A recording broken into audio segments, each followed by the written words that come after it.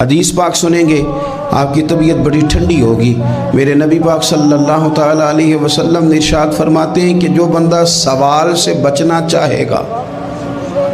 ارادہ کرے گا اللہ میں نے کسی سے نہیں مانگنا، فرمایا جو سوال سے بچنا چاہے گا رب اسے سوال سے بچا لے گا، اور جو لوگوں سے بے نیاز ہونا چاہے گا کہے گا یا اللہ مجھے دنیا داروں کا محتاج نہ بنا، اپنی بارگاہ سے عطا فرما۔ جو لوگوں سے بے نیاز ہونا چاہے گا اللہ لوگوں سے بے نیاز کر دے گا، اور فرمایا جو صبر کا ارادہ کرے گا اللہ اسے صبر کی توفیق بھی عطا فرما دے گا۔ ارادہ تو کرے، پروگرام تو بنائے، توفیق تو اللہ دے گا۔ جو صبر کا ارادہ کرے گا اللہ صبر کی توفیق بھی عطا کر دے گا۔ اور حضور صلی اللہ تعالیٰ علیہ وسلم فرمانے لگے یاد رکھو کسی بندے کو جو بہترین تحفہ دیا گیا ہے نا، اگر کسی کو کوئی بہترین عطیہ ملا ہے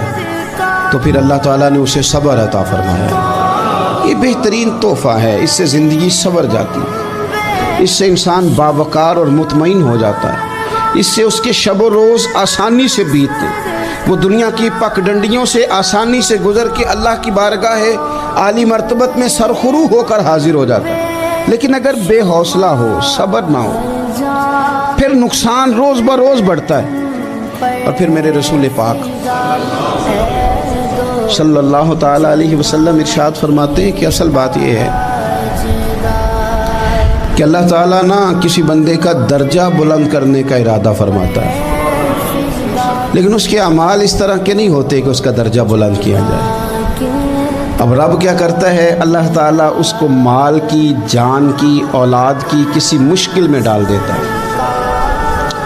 اس مصیبت پر وہ بندہ صبر کرتا ہے تو اللہ تعالیٰ اس کا درجہ بلند فرما دیتا ہے۔ اعمال اس قابل نہیں تھے کہ درجات بلند ہوں،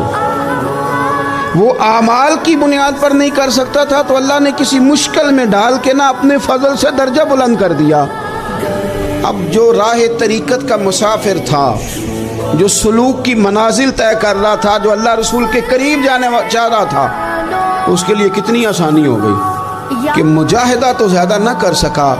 کثرت سے نفلی صوم و صلات کا بندوبست تو نہ کر سکا، تھوڑا سا صبر کیا، رب نے اپنا اور اپنے محبوب کا قرب عطا فرما دیا۔ تو یہ تو آپ صبر کرنے کے لیے جب نکلے ہیں تو آپ نے تو رب رسول کو پا لیا۔ یہ صبر تو وہ والا سفر ہے جس کی جو منزل ہے وہ اللہ رسول کا قرب ہے۔ ہم لوگ تھوڑی تھوڑی باتوں میں حوصلہ ہار جاتے ہیں، صبر چھوڑ جاتے ہیں، پریشانی بڑھ جاتی ہے، پتہ نہیں ایسے محسوس ہوتا ہے کہ جیسے یہی بندہ دنیا کا سب سے دکھی بندہ ہے۔